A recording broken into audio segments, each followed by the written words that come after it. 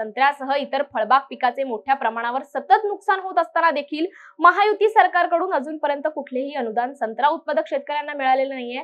त्यामुळे संतप्त होऊन आज तिवसा काँग्रेस कमिटीच्या नेतृत्वात शेकडो शेतकऱ्यांनी तहसील कार्यालयावर धडक दिली आहे। यावेळी काँग्रेसच्या पदाधिकाऱ्यांनी महायुती सरकार विरोधात घोषणाबाजी करत तहसीलदारांच्या दालनात खराब संत्रा फेकून निषेध नोंदवलाय। यावेळी काँग्रेस पदाधिकाऱ्यांसह तिवसा तालुक्यातील संत्रा उत्पादक शेतकरी मोठ्या संख्येने उपस्थित होते। उत्पादक शेतकरी असून या वर्षी सततच्या पावसामुळे सुरुवातीपासून फळगळ झालेली आहे आणि संत्र्याची साईज सुद्धा वाढलेली नाही। त्यामुळे यावर्षी भाव मिळणे दुरापास्त आहे आणि या सरकारने बांगलादेशाने जो टॅक्स वाढवलेला आहे त्या टॅक्सपोटी मागच्या वर्षी जी रक्कम मंजूर केली होती ती रक्कम संत्रा व्यापाऱ्यांना देण्याचं सरकारने ठरलं होतं, परंतु ती कोणालाही दिलेली नाही।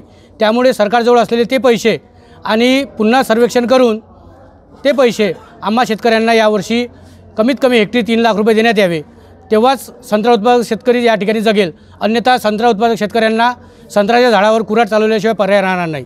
आणि हे जे महायुतीचं सरकार आहे हे सरकार शेतकऱ्यांना खत औषधे याच्या किमती भरमसाठ वाढत आहे, त्या मानाने उत्पादनाचा खर्च निघत नाही आणि संत्र्याचा जो मशागतीचा खर्च आहे तो खूप वाढलेला आहे। त्यानुसार मोर्शी, वरुड, आर्वी, आष्टी या तालुक्यामध्ये जे सर्वेक्षण चालू आहे ते सर्वेक्षण आपल्या तिवसा तालुक्यात सुद्धा व्हावं आणि सोबतच आम्हाला सुद्धा न्याय द्यावा। या ठिकाणी सत्तारूढ पक्षाचे आमदार नसल्यामुळे, विरोधी पक्षाचे आमदार असल्यामुळे त्यांच्यासोबत त्यांच्या शेतकऱ्यावर सुद्धा अन्याय महायुतीचं सरकार करत आहे, हे काही योग्य नाही।